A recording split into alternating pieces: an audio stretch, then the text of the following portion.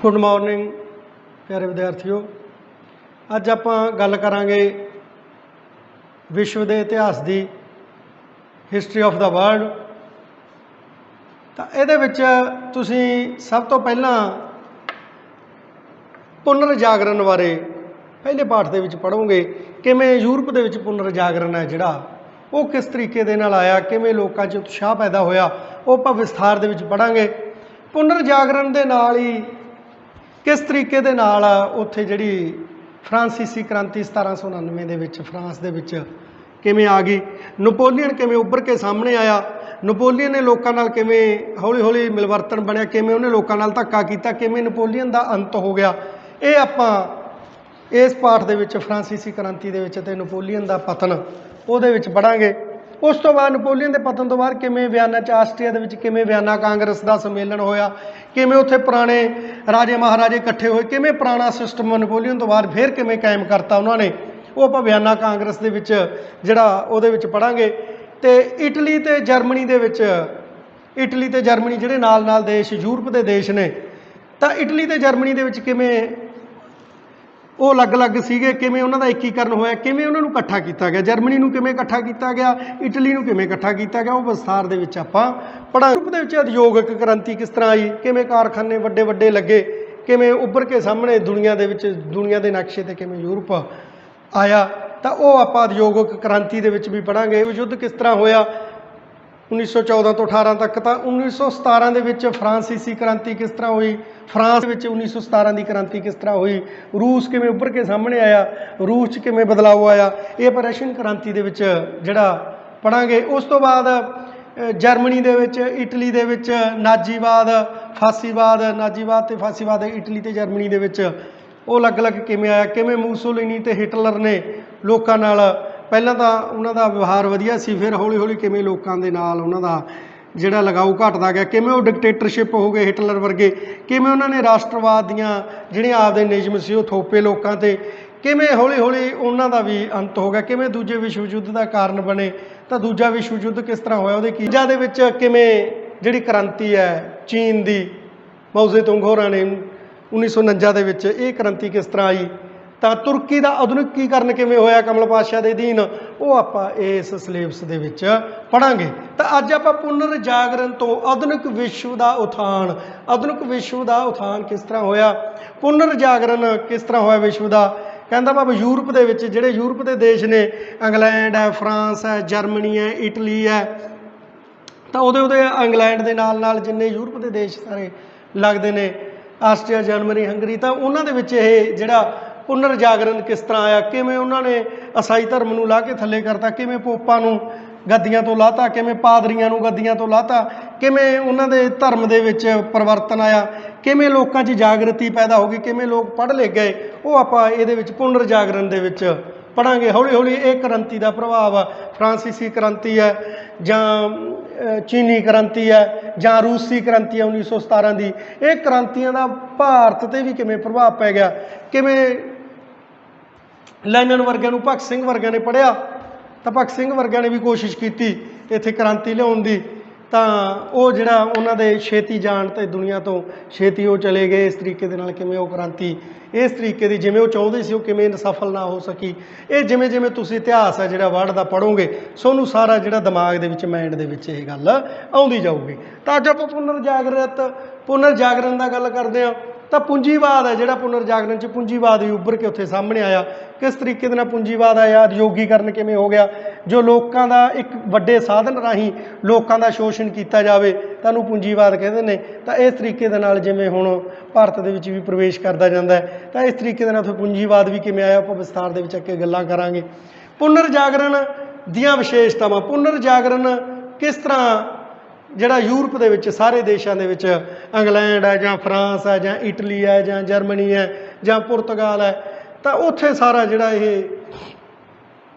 किस तरीके दे नाल जिहड़ा पुनर्जागरण है आधुनिकीकरण किमें होया, किमें लोकां नूं अकल आई, किमें धर्म तो धर्म दे जिहड़े जकड़िया होया सी धार्मिक जंजाल दे विचों किमें जाल दे विचों बाहर आए, वो आपां विस्तार दे विच गल्लां करांगे, किमें उन्हां नूं ला के गद्दियां तो पोपां नूं थल्ले सिੱਟਤਾ। तो उहदियां विशेषतावां पुनर्जागरण दियां बौद्धिक विकास ਜਾਂ पुनर्जागरण ਜਿਹੜਾ ਲੋਕਾਂ ਦੇ ਵਿੱਚ ਉੱਥੇ ਦੇਖਿਆ ਵੀ ਇਹ ਜਿਹੜਾ ਰੋਜ਼ ਦੀਆਂ ਧੂਫ ਮਲਾਵਾਂ ਅਸੀਂ ਕਰਦੇ ਹਾਂ ਜਾਂ ਪੋਪਾਂ ਦੇ ਅਧੀਨ ਜਾਂ ਪਾਦਰੀਆਂ ਦੇ ਅਧੀਨ ਤਾਂ ਬੌਧਿਕ ਵਿਕਾਸ ਉਹਨਾਂ ਦਾ ਹੌਲੀ ਹੌਲੀ ਲੋਕਾਂ ਦਾ ਹੁੰਦਾ ਗਿਆ, ਪੜ੍ਹਦੇ ਲਿਖਦੇ ਗਏ ਤਾਂ ਉਹਨਾਂ 'ਚ ਪੁਨਰ ਜਾਗਰਤੀ ਆਉਂਦੀ ਗਈ। ਜਿਵੇਂ ਹੁਣ ਤੁਸੀਂ ਵੀ ਜਿਵੇਂ ਪੜ੍ਹਦੇ ਜਾਓਗੇ ਤਾਂ ਤੁਹਾਡੇ 'ਚ ਵੀ ਇਹ ਜਿਹੜੇ ਇਹ ਚੀਜ਼ਾਂ ਘਰ ਕਰਦੀਆਂ ਜਾਣਗੀਆਂ, ਕਿਵੇਂ ਕਿਵੇਂ ਤੁਸੀਂ ਪੁਨਰ ਜਾਗਰਣ ਦਾ ਮਤਲਬ ਹੈ ਨਵਾਂ ਜੀਵਨ। ਤੁਹਾਡੇ 'ਚ ਨਵਾਂ ਜੀਵਨ ਕਿਵੇਂ ਪੈਦਾ ਹੁੰਦਾ, ਨਵੇਂ ਲੋਕ ਤੁਸੀਂ ਕਿਵੇਂ ਬਣਦੇ ਹੋ, ਉਹ ਤੁਸੀਂ ਸਾਰਾ ਪੁਨਰ ਜਾਗਰਣ ਤੋਂ ਇੱਥੋਂ ਗੱਲਾਂ ਬਹੁਤ ਗ੍ਰਹਿਣ ਕਰੋਗੇ। ਬੌਧਿਕ ਵਿਕਾਸ ਕਿਸ ਤਰ੍ਹਾਂ, ਜੋ ਯੂਰਪ ਦੇ ਵਿੱਚ ਬੌਧਿਕ ਵਿਕਾਸ ਆਇਆ ਤਾਂ ਉਹਨਾਂ ਨੇ ਪਾਦਰੀਆਂ ਨੂੰ ਲਾ ਕੇ, ਪੋਪਾਂ ਨੂੰ ਲਾ ਕੇ ਗੱਦੀਆਂ ਤੋਂ ਥੱਲੇ ਸਿੱਟਦਾ ਤੇ ਆਮ ਲੋਕਾਂ ਦਾ, ਮੱਧ ਵਰਗੀ ਸ਼੍ਰੇਣੀ ਦਾ ਰਾਜ ਹੈ ਜਿਹੜਾ ਉਹ ਉੱਪਰ ਆਇਆ। ਤਰਕ ਦੀ ਪ੍ਰਧਾਨਤਾ, ਤਰਕ ਤੇ ਲੋਕ ਉਸ ਸਮੇਂ ਯੂਰਪ ਦੇ ਵਿੱਚ ਗੱਲ ਕਰਨ ਲੱਗ ਗਏ ਸੀ ਤਾਂ ਲੌਜਿਕ ਦੇ ਗੱਲ ਕਰਨ ਲੱਗ ਗਏ ਸੀ, ਹਰੇਕ ਚੀਜ਼ ਦਾ ਜਿਹੜਾ ਹੱਲ ਭਾਲਣ ਲੱਗ ਗਏ ਸੀ। ਤਾਂ ਉਹਨਾਂ ਨੂੰ ਜਿਹੜੀਆਂ ਪੋਪਾਂ ਨੇ ਗੱਲਾਂ ਕਹੀਆਂ ਹੋਈਆਂ ਸੀ ਜਾਂ ਪਾਦਰੀਆਂ ਨੇ ਉੱਚੇ ਗੱਦੀਆਂ ਤੇ ਬੈਠੇ ਸੀ, ਰੋਮ ਦੇ ਵਿੱਚ ਰੋਮਨ ਸਾਮਰਾਜ ਸੀ ਜਿਹੜਾ, ਉੱਥੋਂ ਸ਼ੁਰੂ ਹੋਇਆ ਇਹ ਤੇ ਈਸਾਈ ਧਰਮ ਦਾ। ਤਾਂ ਉਹਨਾਂ ਨੂੰ ਕਿਵੇਂ ਕਿਵੇਂ ਇਹਨਾਂ ਨੇ ਥੱਲੇ ਲਾਇਆ, ਤਰਕ ਨੂੰ ਕਿਵੇਂ ਉੱਪਰ ਲੈ ਆਏ ਤਾਂ ਕਿਵੇਂ ਪਾਦਰੀ ਥੱਲੇ ਆ ਗਏ, ਉਹ ਯੂਰਪ ਦੇ ਵਿੱਚ ਸਾਨੂੰ ਸਾਰਾ ਕੁਝ ਦੇਖਣ ਨੂੰ ਮਿਲਦਾ। ਮਾਨਵਵਾਦ ਦਾ ਜਨਮ, ਮਾਨਵਵਾਦ ਇੱਕ ਪਹਿਲਾਂ ਇਨਸਾਨਾਂ ਨੂੰ ਸਮਝਿਆ ਨਹੀਂ ਸੀ ਜਾਂਦਾ, ਉਹ ਪਾਦਰੀਆਂ ਦੀ ਗੱਲ ਮੰਨਦੇ ਸੀ। ਪਾਦਰੀ ਜਿਵੇਂ ਕਹਿੰਦੇ ਸੀ ਜਾਂ ਪੋਪ ਜਿਵੇਂ ਕਹਿੰਦੇ ਸੀ ਤਾਂ ਧਰਮ ਦੀ ਪ੍ਰਧਾਨਤਾ ਸੀ, ਧਾਰਮਿਕ ਲੋਕ ਹੀ ਅਦਾਲਤਾਂ ਲਾਉਂਦੇ ਸੀ ਤਾਂ ਆਮ ਇਨਸਾਨ ਦੀ ਕੋਈ ਗੱਲ ਨਹੀਂ ਸੀ ਸੁਣੀ ਜਾਂਦੀ। ਤਾਂ ਹੌਲੀ ਹੌਲੀ ਮਾਨਵਵਾਦ ਜਦੋਂ ਉੱਪਰ ਕੇ ਸਾਹਮਣੇ ਆਇਆ ਤਾਂ ਲੋਕਾਂ ਦੀ ਕਦਰ ਪੈਣ ਲੱਗ ਗਈ, ਆਮ ਇਨਸਾਨ ਦੀ, ਆਮ ਮਾਨਵ ਦੀ ਕਦਰ ਪੈਣ ਲੱਗ ਗਈ। ਤਾਂ ਇਸ ਤਰੀਕੇ ਦੇ ਨਾਲ ਜਿਹੜਾ ਪੁਨਰ ਜਾਗਰਣ ਆਉਣਾ ਸੁਭਾਵਿਕ ਹੋ ਗਿਆ ਸੀਗਾ। ਪ੍ਰਯੋਗ ਦੀ ਮਹੱਤਤਾ ਲੋਕ ਦੇਣ ਲੱਗ ਗਏ ਸੀ, ਉੱਧਰ ਪ੍ਰਯੋਗ ਕਰਨ ਲੱਗ ਗਏ ਸੀ ਹਰੇਕ ਚੀਜ਼ ਦਾ, ਵੀ ਸਾਨੂੰ ਜਿਹੜਾ ਹਰੇਕ ਚੀਜ਼ ਦਾ ਪ੍ਰਯੋਗ ਚਾਹੀਦਾ, ਹੱਲ ਚਾਹੀਦਾ, ਤਰਕ ਚਾਹੀਦੀ ਹੈ, ਲੌਜਿਕ ਚਾਹੀਦਾ। ਤਾਂ ਉਹਦੇ ਨਾਲ ਵੀ ਜਿਹੜਾ ਈਸਾਈ ਧਰਮ ਨੂੰ ਜਾਂ ਧਰਮਾਂ ਨੂੰ ਤਾਂ ਉੱਧਰ ਠੇਸ ਲੱਗੀ ਤੇ ਪੁਨਰ ਜਾਗਰਣ ਦੇ ਵਿੱਚ ਲੋਕ ਉੱਭਰ ਕੇ ਜੋ ਪ੍ਰਯੋਗ ਕਰਨ ਲੱਗ ਗਏ ਤਾਂ ਹੌਲੀ ਹੌਲੀ ਮਸ਼ੀਨਾਂ ਬਣ ਗਈਆਂ, ਅਖਬਾਰ ਬਣਨੇ ਸ਼ੁਰੂ ਹੋ ਗਏ, ਕਿਤਾਬਾਂ ਛਪਣੀਆਂ ਸ਼ੁਰੂ ਹੋ ਗਈਆਂ, ਛਾਪੇਖਾਨੇ ਲੱਗ ਗਏ, ਕਾਰਖਾਨੇ ਬਣ ਗਏ, ਮਸ਼ੀਨਾਂ ਲੱਗ ਗਈਆਂ। ਤਾਂ ਉਹਦੇ ਨਾਲ ਜਿਹੜਾ ਪ੍ਰਯੋਗ ਹੋਣੇ ਸ਼ੁਰੂ ਹੋ ਗਏ ਤਾਂ ਜਿਹੜਾ ਪੂੰਜੀਵਾਦ ਦਾ ਵੀ ਇਹਦੇ ਨਾਲ ਜਨਮ ਹੋਇਆ ਤੇ ਲੋਕ ਜਿਹੜੇ ਇਹ ਧਰਮਾਂ ਦੇ ਜੰਜਾਲ 'ਚੋਂ ਵੀ ਬਾਹਰ ਨਿਕਲਣੇ ਸ਼ੁਰੂ ਹੋ ਗਏ ਸੀ। ਵਿਅਕਤੀਵਾਦ, ਹਰੇਕ ਵਿਅਕਤੀ ਦੀ ਆਪਦੀ ਪ੍ਰਧਾਨਤਾ ਹੋ ਗਈ ਸੀ, ਹਰੇਕ ਵਿਅਕਤੀ ਦਾ ਯੋਗਦਾਨ ਸੀ, ਹਰੇਕ ਵਿਅਕਤੀ ਦੀ ਕਦਰ ਪੈਣੀ ਜਿਹੜੀ ਸ਼ੁਰੂ ਹੋ ਗਈ ਸੀ। ਸੁੰਦਰਤਾ ਦੀ ਉਪਾਸਨਾ, ਪੁਆਇੰਟ ਨੰਬਰ 6 ਹੈ ਸੁੰਦਰਤਾ ਦੀ ਉਪਾਸਨਾ। ਕਿਵੇਂ ਲੋਕ ਸੁੰਦਰਤਾ ਦੀ ਉਪਾਸਨਾ ਕਰਨ ਲੱਗ ਗਏ ਸੀ, ਸੋਹਣੇ ਸੋਹਣੇ ਚਿੱਤਰ ਛਪਣੇ ਸ਼ੁਰੂ ਹੋ ਗਏ ਸੀ, ਇਨਸਾਨਾਂ ਦੇ ਵਧੀਆ ਵਧੀਆ ਚਿੱਤਰਕਾਰ ਚਿੱਤਰ ਬਣਾਉਣ ਲੱਗ ਗਏ ਸੀ ਹਰੇਕ ਇਨਸਾਨ ਦੇ। ਤਾਂ ਬਹੁਤ ਇਸ ਤਰੀਕੇ ਦੇ ਨਾਲ ਸੁੰਦਰਤਾ ਜਿਹੜੀ ਸਾਹਮਣੇ ਉੱਭਰ ਕੇ ਸਾਹਮਣੇ ਆਈ ਤਾਂ ਜਿਹੜੇ ਧਾਰਮਿਕ ਲੋਕ ਜਿਹੜੇ ਪਾਦਰੀ ਜਾਂ ਪੋਪ ਸੀ ਉਹਨਾਂ ਨੂੰ ਇਹਨਾਂ ਨੇ ਜ਼ਰੂਰ ਥੱਲੇ ਲਾਇਆ। ਪੁਨਰ ਜਾਗਰਣ ਦੇ ਪ੍ਰਭਾਵ, ਜੋ ਪੁਨਰ ਜਾਗਰਣ ਦੇ ਪ੍ਰਭਾਵ ਕੀ ਪਏ, ਜਦੋਂ 14ਵੀਂ 15ਵੀਂ ਸਦੀ ਦੇ ਵਿੱਚ ਯੂਰਪ ਦੇ ਵਿੱਚ ਕ੍ਰਾਂਤੀ ਆਈ, ਮੱਧ ਕਾਲ ਤੇ ਆਧੁਨਿਕ ਕਾਲ ਦੇ ਵਿੱਚ ਲਕੀਰ ਖਿੱਚਣੀ ਥੋੜ੍ਹੀ ਜਿਹੀ ਔਖੀ ਹੈ। ਮੈਂ ਤੁਹਾਨੂੰ ਫਿਰ ਵਿਦਿਆਰਥੀਆਂ ਨੂੰ ਦੱਸ ਦੇਣਾ ਕਿ ਮੱਧ ਕਾਲ, ਅੱਧ ਦਾ ਕਾਲ ਤੇ ਆਧੁਨਿਕ ਕਾਲ ਦੇ ਵਿੱਚ ਲਕੀਰ ਖਿੱਚਣੀ ਥੋੜ੍ਹੀ ਜਿਹੀ ਔਖੀ ਹੈ, ਕਿਉਂਕਿ ਕਹਿੰਦੇ ਵੀ ਜਦੋਂ 1453 ਦੇ ਵਿੱਚ ਤੁਰਕਾਂ ਨੇ ਕੁਸਤਨਤੁਨੀਆ ਤੇ ਕਬਜ਼ਾ ਕਰ ਲਿਆ ਸੀ ਤਾਂ ਉਸ ਤੋਂ ਬਾਅਦ ਉੱਥੇ ਜਿਹੜਾ ਉੱਥੋਂ ਦੇ ਲੋਕ ਆ ਜਿਹੜੇ ਯੂਰਪ ਦੇ ਵਿੱਚ ਕੁਸਤਨਤੁਨੀਆ ਦੇ ਚਲੇ ਗਏ ਤਾਂ ਉਹਨਾਂ ਨੇ ਜਾ ਕੇ ਸਾਹਿਤ ਦਾ ਪ੍ਰਚਾਰ ਕੀਤਾ ਤਾਂ ਉਹਦੇ ਨਾਲ ਕਿਤਾਬਾਂ ਛਪੀਆਂ, ਲੇਖ ਛਪਣੇ ਸ਼ੁਰੂ ਹੋ ਗਏ, ਉਹ ਲੋਕ ਪੜ੍ਹੇ ਲਿਖੇ ਵੀ ਸੀ ਤਾਂ ਉੱਥੇ ਜਾ ਕੇ ਪ੍ਰਭਾਵ ਪੈਣਾ ਸ਼ੁਰੂ ਹੋ ਗਿਆ। ਤਾਂ ਉੱਥੋਂ 14ਵੀਂ 15ਵੀਂ 1453 ਤੋਂ ਬਾਅਦ 14ਵੀਂ 15ਵੀਂ ਸਦੀ 15ਵੀਂ 16ਵੀਂ ਦੇ ਵਿੱਚ ਇਹ ਜਿਹੜਾ ਆਧੁਨਿਕੀਕਰਨ ਸ਼ੁਰੂ ਹੋ ਗਿਆ ਸੀ ਤੇ ਪੁਨਰ ਜਾਗਰਣ ਸ਼ੁਰੂ ਹੋ ਗਿਆ ਸੀ। ਉੱਥੋਂ ਅਸੀਂ ਆਧੁਨਿਕੀਕਰਨ ਦਾ ਜਨਮ ਹੈ ਜਿਹੜਾ ਉਹ ਮੰਨ ਸਕਦੇ ਆਧੁਨਿਕ ਕਾਲ ਦਾ। ਤਾਂ ਪੁਨਰ ਜਾਗਰਣ ਦੇ ਪ੍ਰਭਾਵ ਕਿਸ ਤਰ੍ਹਾਂ ਪਏ, ਜਦੋਂ ਉਹਨਾਂ ਨੂੰ ਲੋਕਾਂ ਨੇ ਇਕੱਠੇ ਹੋ ਕੇ, ਆਮ ਲੋਕਾਂ ਨੇ, ਮੱਧ ਵਰਗ ਨੇ ਪੁਨਰ ਜਾਗਰਣ ਦੇ ਵਿੱਚ ਈਸਾਈ ਧਰਮ ਨੂੰ ਜਾਂ ਧਰਮ ਦੇ ਠੇਕੇਦਾਰ ਸੀ ਜਿਹੜੇ ਅਦਾਲਤਾਂ ਲਾਉਂਦੇ ਸੀ, ਜਿਨ੍ਹਾਂ ਨੇ ਬਹੁਤ ਜ਼ਿਆਦਾ ਜਾਇਦਾਦ ਸੀ, ਬਹੁਤ ਜ਼ਿਆਦਾ ਚਰਚਾਂ ਦੇ ਅਧੀਨ ਜ਼ਮੀਨਾਂ ਜਾਇਦਾਦਾਂ ਸੀ ਤੇ ਆਮ ਲੋਕ ਬਹੁਤ ਦੁਖੀ ਸੀ, ਉਹਨਾਂ ਨੂੰ ਲਾ ਕੇ ਉਹਨਾਂ ਨੇ ਥੱਲੇ ਸਿੱਟਤਾ ਤੇ ਆਪ ਉੱਪਰ ਆਮ ਵਰਗ ਉੱਪਰ ਆ ਗਿਆ ਤੇ ਰਾਜਤੰਤਰ ਜਿਹੜਾ ਸ਼ੁਰੂ ਹੋ ਗਿਆ ਸੀ। ਸਮੰਤਵਾਦ ਪਹਿਲਾਂ ਚੱਲਦਾ ਸੀ, ਸਮੰਤਾਂ ਦਾ ਰਾਜ ਖਤਮ ਕਰਤਾ ਤੇ ਰਾਜਿਆਂ ਦਾ ਰਾਜ ਹੈ ਜਿਹੜਾ ਰਾਜਤੰਤਰੀ ਲੋਕਤੰਤਰੀ ਉਹ ਵੀ ਸ਼ੁਰੂ ਹੋ ਗਿਆ ਸੀ ਤੇ ਬਾਅਦ ਦੇ ਵਿੱਚ ਜਾ ਕੇ ਇਹ ਰਾਜੇ ਵੀ ਜਿਹੜੇ ਤਾਨਾਸ਼ਾਹੀ ਸਮੇਂ ਸਮੇਂ 'ਤੇ ਬਣਦੇ ਗਏ। ਸਾਰੇ ਜਿਹੜੇ ਹਿਟਲਰ ਵਰਗੇ ਸੀ, ਮੂਸੋਲੀਨੀ ਵਰਗੇ ਸੀ ਜਾਂ ਹੋਰ ਜਿਹੜੇ ਵੀ ਰਾਜੇ ਉੱਪਰ ਆਏ ਤਾਂ ਉਹਨਾਂ ਨੇ ਡਿਕਟੇਟਰਸ਼ਿਪ ਵੀ ਬਣੇ ਤਾਂ ਹੌਲੀ ਹੌਲੀ ਲੋਕ ਉਹਨਾਂ ਨੂੰ ਵੀ ਗੱਦੀਆਂ ਤੋਂ ਇਸੇ ਤਰੀਕੇ ਦੇ ਨਾਲ ਲਾਉਂਦੇ ਗਏ। ਪੁਨਰ ਜਾਗਰਣ ਦਾ ਪ੍ਰਭਾਵ ਕਿਸ ਤਰ੍ਹਾਂ ਪਿਆ? ਸਮਾਜਿਕ ਪ੍ਰਭਾਵ। ਸਭ ਤੋਂ ਪਹਿਲਾਂ ਸਮਾਜ 'ਤੇ ਜਿਹੜੀ ਚੀਜ਼ ਦਾ ਜੋ ਕੋਈ ਬਦਲਾਅ ਆਉਂਦਾ ਤਾਂ ਸਮਾਜ 'ਤੇ ਪ੍ਰਭਾਵ ਪੈਣਾ ਸੁਭਾਵਿਕ ਹੈ। ਸਭ ਤੋਂ ਪਹਿਲਾਂ ਸਮਾਜ 'ਤੇ ਕੀ ਪ੍ਰਭਾਵ ਪਿਆ? ਜੀਵਨ ਵਿੱਚ ਨਵਾਂ ਦ੍ਰਿਸ਼ਟੀਕੋਣ, ਲੋਕਾਂ ਦੇ ਵਿੱਚ ਸੋਚਣ ਸ਼ਕਤੀ ਵੱਧ ਗਈ। ਜਿਹੜੇ ਪਹਿਲਾਂ ਅੰਧ ਵਿਸ਼ਵਾਸ ਕਰਕੇ ਜਾਦੂ ਟੂਣਿਆਂ ਦੇ ਵਿੱਚ ਲੱਗੇ ਹੋਏ ਸੀ ਤਾਂ ਪਾਦਰੀਆਂ ਨੇ ਲਾਏ ਹੋਏ ਸੀ, ਤਾਂ ਉਹਨਾਂ ਤੋਂ ਜਿਹੜਾ ਉਹ ਬਾਹਰ ਨਿਕਲ ਕੇ ਨਵਾਂ ਦ੍ਰਿਸ਼ਟੀਕੋਣ ਆ ਗਿਆ, ਨਵੀਆਂ ਨਵੀਆਂ ਖੋਜਾਂ ਕਰਨ ਲੱਗ ਗਏ, ਨਵੇਂ ਨਵੇਂ ਫਲਸਫੇ ਉਹਨਾਂ ਦੇ ਸਾਹਮਣੇ ਆ ਗਏ, ਨਵੀਆਂ ਨਵੀਆਂ ਫਿਲਾਸਫੀਆਂ ਸਾਹਮਣੇ ਆ ਗਈਆਂ। ਤਾਂ ਨਵਾਂ ਦ੍ਰਿਸ਼ਟੀਕੋਣ, ਨਵਾਂ ਚਾਨਣ ਜਿਹੜਾ ਉਹ ਲੋਕਾਂ ਦੇ ਵਿੱਚ ਪੈਦਾ ਹੋਇਆ ਪੁਨਰ ਜਾਗਰਣ ਦੇ ਨਾਲ। ਇਹ ਸੀ ਜੀਵਨ ਵਿੱਚ ਨਵਾਂ ਦ੍ਰਿਸ਼ਟੀਕੋਣ। ਆਲੋਚਨਾਤਮਕ ਰੁਚੀ ਦਾ ਜਨਮ। ਪੁਆਇੰਟ ਨੰਬਰ 2 ਹੈ ਆਲੋਚਨਾਤਮਕ ਰੁਚੀ ਦਾ ਜਨਮ। ਆਲੋਚਨਾਤਮਕ ਰੁਚੀ ਹੋ ਗਈ, ਐ ਨਹੀਂ ਵੀ ਇੱਕ ਨੇ ਪਾਦਰੀਆਂ ਨੇ ਜਾਂ ਪੋਪ ਨੇ ਕਹਿਤੀ, ਆਹ ਸਾਡੇ ਬਾਬੇ ਨੇ ਗੱਲ ਕਹਿਤੀ ਵੀ ਉਹੀ ਮੰਨ ਲੈਣੀ, ਉਹ ਨਹੀਂ ਮੰਨੀ। ਆਲੋਚਨਾਤਮਕ ਬੁੱਧੀ ਬਣ ਗਈ, ਆਲੋਚਨਾ ਕਰਨ ਲੱਗ ਗਏ, ਪੱਖ ਤੇ ਵਿਪੱਖ 'ਚ ਦਲੀਲਾਂ ਦੇਣੀਆਂ ਸ਼ੁਰੂ ਕਰਤੀਆਂ ਯੂਰਪ ਦੇ ਲੋਕਾਂ ਨੇ, ਵਿਸ਼ਵ ਦੇ ਲੋਕਾਂ ਨੇ। ਤਾਂ ਯੂਰਪ ਦੇ ਵਿੱਚ ਇਹ ਕ੍ਰਾਂਤੀ ਆਈ, ਪੁਨਰ ਜਾਗਰਣ ਆਇਆ, ਆਲੋਚਨਾਤਮਕ ਬੁੱਧੀ ਹੋ ਗਈ, ਪੱਖ ਤੇ ਵਿਪੱਖ, ਚੰਗਾ ਪੱਖ ਕਿਹੜਾ ਮਾੜਾ ਕਿਹੜਾ, ਤਾਂ ਦੋਨੇ ਪੱਖਾਂ ਤੇ ਜਿਹੜਾ ਲੋਕ ਆ ਗੱਲ ਕਰਨੀ ਉਹਨਾਂ ਨੇ ਸ਼ੁਰੂ ਕਰਤੀ ਸੀ।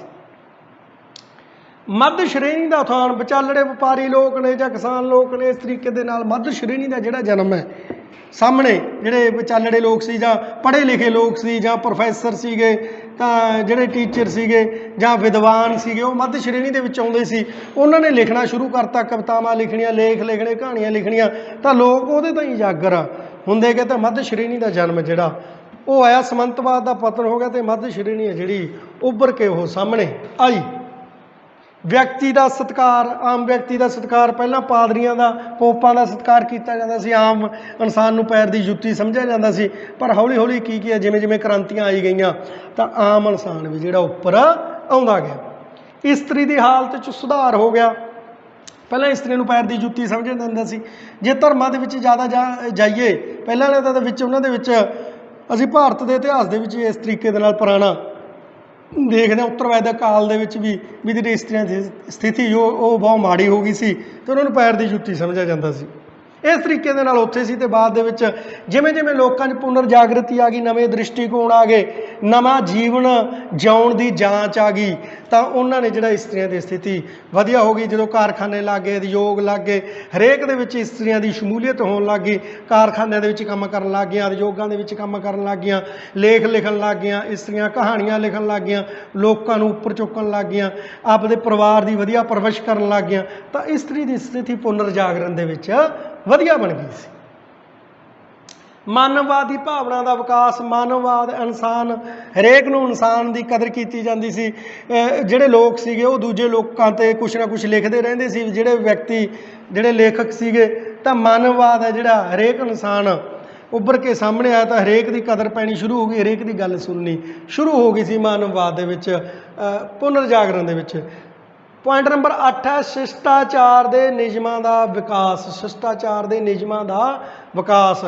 ਲੋਕਾਂ 'ਚ ਸ਼ਿਸ਼ਟਾਚਾਰ ਪੈਦਾ ਹੋ ਗਿਆ ਸੀ। ਪਹਿਲਾਂ ਤਾਂ ਜਿਵੇਂ ਪੋਪ ਪਾਦਰੀ ਕਹਿੰਦੇ ਸੀ, ਅੱਖਾਂ ਮੀਚ ਕੇ ਮੰਨੀ ਜਾਂਦੇ ਸੀ ਅਤੇ ਉਸ ਤਰੀਕੇ ਦੇ ਨਾਲ ਧੂਫ ਮਲਾਵਾਂ ਕਰੀ ਜਾਂਦੇ ਸੀ, ਅਤੇ ਉਹਨਾਂ ਦੀ ਆਪਦੀ ਕੋਈ ਭੁਗਤ ਨਹੀਂ ਸੀ। ਆਪ ਜਿਸ ਤਰੀਕੇ ਨਾਲ ਉਹ ਕਹਿੰਦੇ ਸੀ ਕਰੀ ਜਾਂਦੇ ਸੀ। ਗਰੀਬ ਸੀਗੇ ਕਿਉਂਕਿ ਪੋਪ ਜਾਂ ਪਾਦਰੀ ਸੀ ਜਾਂ ਚਰਚ ਸੀ, ਉਹਨਾਂ ਲਵੇ ਜ਼ਮੀਨ ਜਾਇਦਾਦ ਬਹੁਤ ਸੀ, ਉਹ ਆਰਥਿਕ ਸ਼ੋਸ਼ਣ ਕਰਦੇ ਸੀ ਲੋਕਾਂ ਦਾ।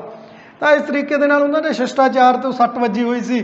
ਤਾਂ ਜਿਵੇਂ ਜਿਵੇਂ ਪੁਨਰ ਜਾਗਰਣ ਯੂਰਪ ਦੇ ਵਿੱਚ ਆਉਂਦਾ ਗਿਆ ਤਾਂ ਲੋਕਾਂ ਦਾ ਸ਼ਿਸ਼ਟਾਚਾਰ ਵਧੀਆ ਬਣ ਗਿਆ, ਲੋਕਾਂ ਦਾ ਰਹਿਣ ਸਹਿਣ ਵਧੀਆ ਹੋ ਗਿਆ, ਲੋਕਾਂ ਨੇ ਵਧੀਆ ਕੱਪੜੇ ਪਹਿਨਣੇ ਸ਼ੁਰੂ ਕਰਤੇ, ਵਧੀਆ ਖਾਣਾ ਦਾਣਾ ਵਧੀਆ ਸ਼ੁਰੂ ਕਰਤਾ। ਤਾਂ ਕਹਿੰਦੇ ਵੀ ਉਸ ਸਮੇਂ ਪੁਨਰ ਜਾਗਰਣ ਦੇ ਵੇਲੇ ਵੀ ਇੱਕ ਗੋਲ ਟੇਬਲ 'ਤੇ ਬੈਠ ਕੇ ਆਲੇ ਦੁਆਲੇ ਖਾਣਾ ਖਾਣ ਦਾ ਰਿਵਾਜ ਉਸ ਸਮੇਂ ਸ਼ੁਰੂ ਹੋਇਆ ਸੀ। ਇੱਕ ਟੇਬਲ ਲੈ ਕੇ ਉਹਦੇ ਪਰਿਵਾਰ ਸਾਰਾ ਆਲੇ ਦੁਆਲੇ ਬੈਠਦਾ ਤਾਂ ਉਸ 'ਤੇ ਖਾਣਾ ਖਾਂਦੇ ਸੀ। ਤਾਂ ਸ਼ਿਸ਼ਟਾਚਾਰ ਕਹਿਣ ਦਾ ਭਾਵ ਲੋਕਾਂ ਦੇ ਵਿੱਚ ਉਜਾਗਰ ਹੋਇਆ ਪੁਨਰ ਜਾਗਰਣ ਦੇ ਨਾਲ। ਧਾਰਮਿਕ ਕਾਰਨ। ਸਭ ਤੋਂ ਵੱਡਾ ਕਾਰਨ ਹੈ ਧਾਰਮਿਕ ਕਾਰਨ ਤੇ ਪ੍ਰਭਾਵ। ਧਰਮ ਨੂੰ ਸਭ ਤੋਂ ਵੱਡੀ ਉਸ ਸਮੇਂ ਈਸਾਈ ਧਰਮ ਨੂੰ ਠੇਸ ਆ ਜਿਹੜੀ ਉਹ ਪਹੁੰਚੀ ਸੀ। ਕਿਸ ਤਰ੍ਹਾਂ ਉਹਦਾ ਪ੍ਰਭਾਵ ਸੀ ਈਸਾਈ ਧਰਮ ਦਾ, ਕਿਵੇਂ ਲੋਕਾਂ 'ਤੇ ਉਹ ਅਤਿਆਚਾਰ ਕਰਦੇ ਸੀ। ਧਰਮ ਸੁਧਾਰ ਅੰਦੋਲਨ ਨੂੰ ਮੰਨ ਸਕਦੇ ਹਾਂ, ਇਹਨੂੰ ਪੁਨਰ ਜਾਗਰਣ ਨੂੰ ਉਸ ਸਮੇਂ ਧਰਮ ਸੁਧਾਰ ਅੰਦੋਲਨ ਵੀ ਮੰਨ ਸਕਦੇ ਹਾਂ, ਕਿ ਧਰਮ ਦੇ ਵਿੱਚ ਲੋਕਾਂ ਨੇ ਸੁਧਾਰ ਕੀਤਾ। ਕਿਵੇਂ ਕਿਵੇਂ ਊਣਤਾਈਆਂ ਆ ਗਈਆਂ ਸੀ ਧਰਮ ਦੇ ਵਿੱਚ।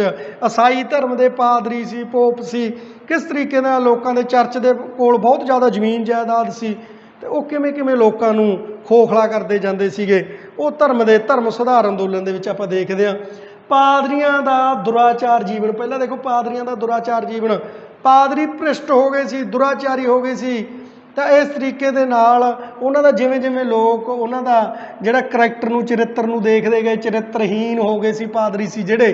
ਤਾਂ ਉਹ ਚੀਜ਼ ਵੀ ਲੋਕਾਂ ਨੇ ਬਦਲਣੀ ਚਾਹੀ ਵੀ ਇਹ ਧਰਮ ਦੇ ਵਿੱਚ ਆਪਾਂ ਵਧੀਆ ਕੋਈ ਧਰਮ ਲਿਆਈਏ ਤਾਂ ਇਹਨੂੰ ਖਤਮ ਕਰਨਾ ਚਾਹੀਦਾ। ਫਿਰ ਵੀ ਪੁਨਰ ਜਾਗਰਤੀ ਆਈ ਉਸ ਸਮੇਂ। ਚਰਚ ਦੀਆਂ ਅਪਾਰ ਤੇ ਮਹਾਨ ਸ਼ਕਤੀਆਂ। ਪੁਆਇੰਟ ਨੰਬਰ 2 ਹੈ, ਚਰਚ ਦੇ ਕੋਲ ਅਪਾਰ ਤੇ ਮਹਾਨ ਸ਼ਕਤੀਆਂ ਸੀ। ਜੋ ਚਰਚ ਦੇ ਪਾਦਰੀ ਜਾਂ ਪੋਪ ਕਹਿ ਦਿੰਦੇ ਸੀ, ਉਹ ਸਮੰਤਾਂ ਨੂੰ, ਉਸ ਸਮੇਂ ਰਾਜਿਆਂ ਨੂੰ, ਸਮੰਤਾਂ ਨੂੰ ਮੰਨਣੀ ਪੈਂਦੀ ਸੀ ਗੱਲ। ਤਾਂ ਇਸ ਤਰੀਕੇ ਦੇ ਨਾਲ ਉਹ ਆਪਦੀਆਂ ਅਦਾਲਤਾਂ ਵੀ ਲਾਉਂਦੇ ਸੀ। ਜਿਹੜੇ ਪੋਪ ਸੀਗੇ ਜਾਂ ਪਾਦਰੀ ਸੀ, ਤਾਂ ਉਹ ਆਪਦੀਆਂ ਅਦਾਲਤਾਂ ਦੇ ਵਿੱਚ ਲੋਕਾਂ ਨੂੰ ਸਜ਼ਾ ਵੀ ਦਿੰਦੇ ਸੀ। ਸਜ਼ਾ ਬਹੁਤ ਭਿਆਨਕ ਹੁੰਦੀ ਸੀ। ਤਾਂ ਇਹ ਮਹਾਨ ਸ਼ਕਤੀਆਂ ਲੋਕਾਂ ਨੂੰ ਇਹ ਵਧੀਆ ਨਾ ਲੱਗੀਆਂ। ਉਹ ਕਹਿੰਦੇ ਵੀ ਕੋਈ ਇਹੋ ਜਿਹਾ ਕਾਨੂੰਨ ਹੋਣਾ ਚਾਹੀਦਾ, ਇਹੋ ਜਿਹਾ ਸੰਵਿਧਾਨ ਹੋਣਾ ਚਾਹੀਦਾ ਜੋ ਸਾਰੇ ਲੋਕਾਂ ਦੇ ਬਰਾਬਰ ਹੋਵੇ। ਤਾਂ ਮਹਾਨ ਸ਼ਕਤੀਆਂ ਤੋਂ ਵੀ ਲੋਕ ਅੱਕ ਗਏ ਸੀ। ਇਸ ਤਰੀਕੇ ਨਾਲ ਧਰਮ ਦਾ ਸੁਧਾਰ ਕਰਨਾ ਚਾਹੁੰਦੇ ਸੀ। ਆਲਾ ਕਾਰਨ ਅਸੀਂ ਦੇਖਦੇ ਹਾਂ, ਅਪਾਰ ਧਨ ਦੌਲਤ ਸੀ ਚਰਚ ਦੇ ਕੋਲੇ। ਜੋ ਅਪਾਰ ਧਨ ਦੌਲਤ ਹੋਵੇ ਤਾਂ ਆਮ ਇਨਸਾਨ ਲਈ ਮਿੜਕਣਾ, ਉਹਦੇ ਨਾਲ ਟੱਕਰ ਲੈਣੀ ਬਹੁਤ ਔਖੀ ਹੁੰਦੀ ਹੈ। ਅਤੇ ਆਮ ਇਨਸਾਨ, ਆਮ ਕਿਸਾਨ ਲੋਕ, ਮਜ਼ਦੂਰ ਲੋਕ, ਤਾਂ ਆਮ ਵਰਗ ਸੀ ਜਿਹੜਾ, ਮੱਧ ਸ਼੍ਰੇਣੀ ਵੀ ਵਿੱਚ ਲਾ ਲਈਏ, ਤਾਂ ਉਹ ਵੀ ਲੋਕ ਜਿਹੜੇ ਔਖੇ ਸੀਗੇ।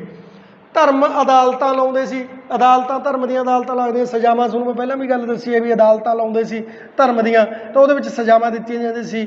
ਤਾਂ ਉਹ ਧਰਮ ਅਦਾਲਤਾਂ ਵੀ ਖਤਮ ਕਰਨੀਆਂ ਚਾਹੀਆਂ ਪੁਨਰ ਜਾਗਰਣ ਦੇ ਲੋਕਾਂ ਨੇ।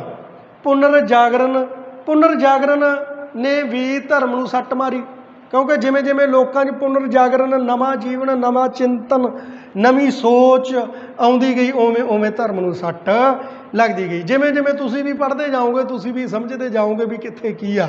ਉਸ ਤਰੀਕੇ ਦੇ ਨਾਲ ਹੁਣ ਤਾਂ ਤੁਸੀਂ ਵੀ ਧੂਫ ਮਲਾਮਾ ਕਰਨ 'ਤੇ ਸੁਬਾਹ 4 ਵਜੇ ਉੱਠ ਕੇ ਤੇ ਸ਼ਾਮ ਤੱਕ ਧੂਫ ਮਲਾਮਾ 'ਤੇ ਲੱਗੇ ਰਹਿੰਦੇ ਹੋ। ਤਾਂ ਜਿਵੇਂ ਜਿਵੇਂ ਤੁਸੀਂ ਮੇਰੇ ਨਾਲ ਜੁੜੇ ਰਹੋਗੇ, ਵਿਸ਼ਵ ਦਾ ਇਤਿਹਾਸ ਹੈ ਜਿਹੜਾ ਪੜ੍ਹਦੇ ਜਾਓਗੇ, ਪੁਨਰ ਜਾਗਰਣੀ ਪੜ੍ਹਦੇ ਜਾਓਗੇ, ਯੂਰਪ ਦਾ ਇਤਿਹਾਸ ਪੜ੍ਹਦੇ ਜਾਓਗੇ, ਤਾਂ ਤੁਹਾਡੇ 'ਚ ਨਵਾਂ ਜੀਵਨ ਉੱਭਰ ਕੇ ਸਾਹਮਣੇ ਆਊਗਾ ਹੌਲੀ ਹੌਲੀ ਤਰੀਕੇ ਦੇ ਨਾਲ। ਰਾਜਿਆਂ ਦਾ ਲੋਭੀ ਹੋਣਾ, ਰਾਜੇ ਲੋਭੀ ਸੀ, ਸਮੰਤਾਂ ਨੂੰ ਥੱਲੇ ਲਾਉਣਾ ਚਾਹੁੰਦੇ ਸੀ। ਰਾਜੇ ਵੀ ਕਹਿੰਦੇ ਸੀ ਅਸੀਂ ਬਦਲਾਓ ਕਰੀਏ।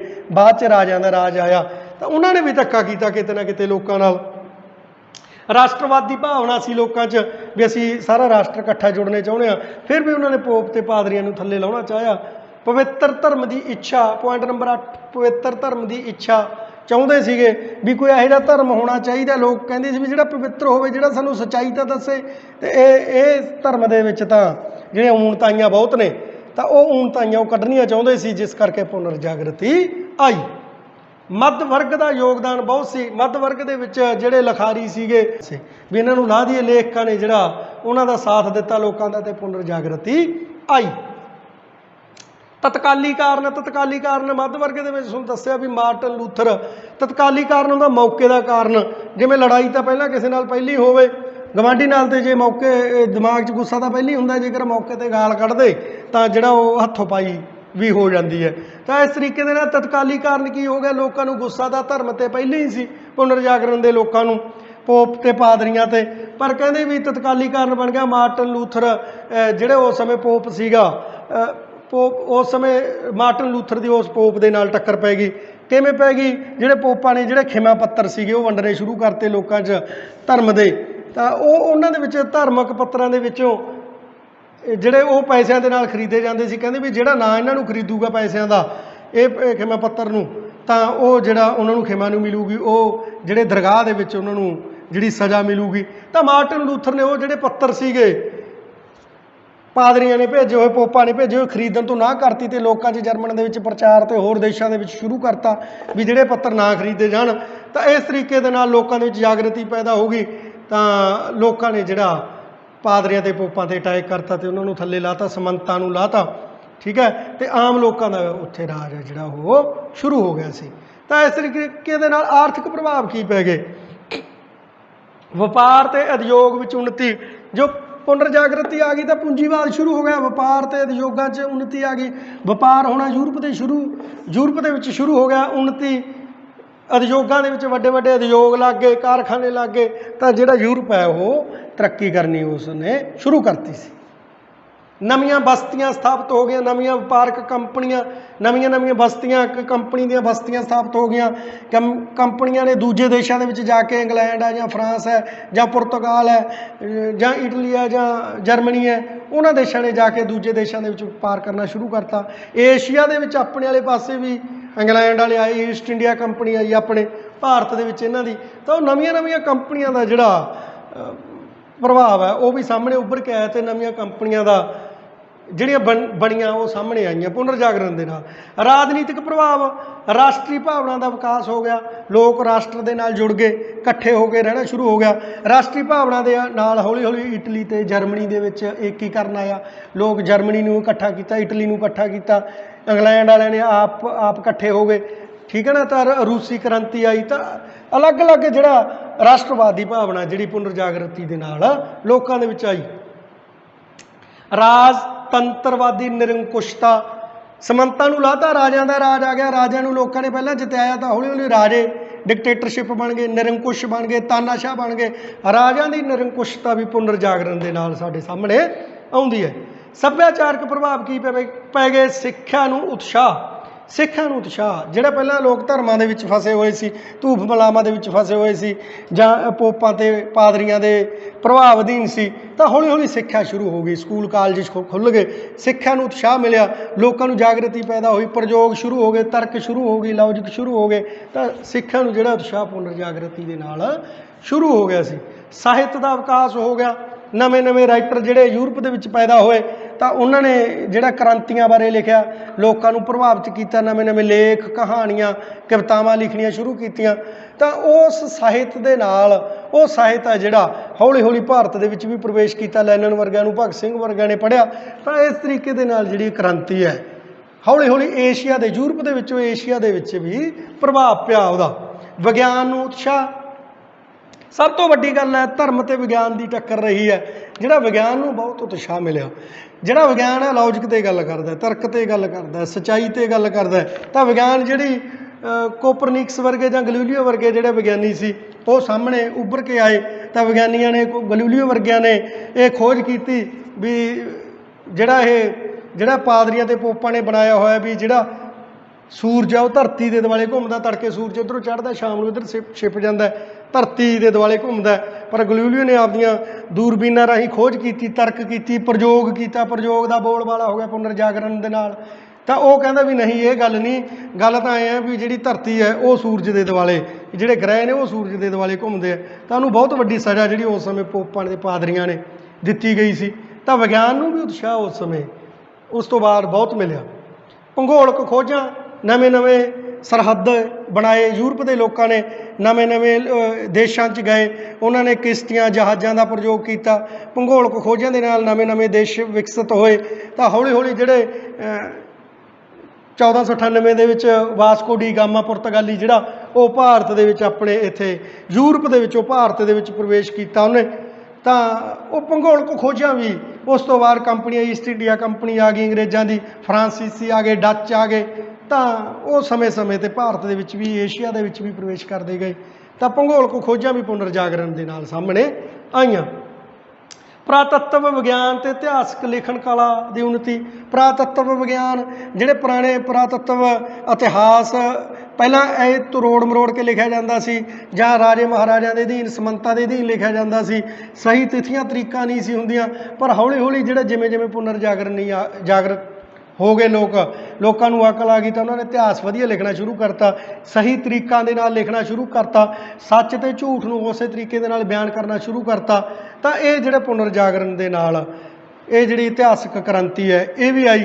ਤੇ ਪੁਰਾਤੱਤਵ ਵਿਭਾਗ ਨੇ ਜਿਹੜੀਆਂ ਖੋਜਾਂ ਨੇ, ਪੁਰਾਣੇ ਇਤਿਹਾਸਕ ਕਿਲੇ ਜਾਂ ਹੋਰ ਪੁਰਾਣੀਆਂ ਇਮਾਰਤਾਂ ਜਿਹੜੀਆਂ ਪੁਰਾਤੱਤਵ ਵਿਭਾਗ ਨੇ ਉਹ ਖੋਜਣੀਆਂ ਸ਼ੁਰੂ ਕਰਤੀਆਂ।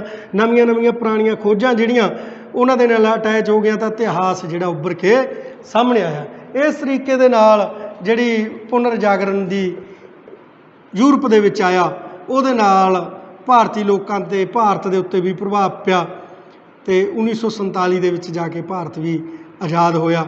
ਮੈਨੂੰ ਆਸ ਹੈ ਕਿ ਤੁਸੀਂ ਜਿਹੜਾ ਪੁਨਰ ਜਾਗਰਣ ਬਾਰੇ ਵਿਸਥਾਰ ਦੇ ਵਿੱਚ ਸਮਝਿਆ ਹੋਊਗਾ ਤੇ ਇਹਨੂੰ ਹੋਰ ਵੀ ਪ੍ਰਭਾਵਸ਼ਾਲੀ ਪੜ੍ਹਨ ਦੀ ਕੋਸ਼ਿਸ਼ ਕਰੋਗੇ। ਧੰਨਵਾਦ।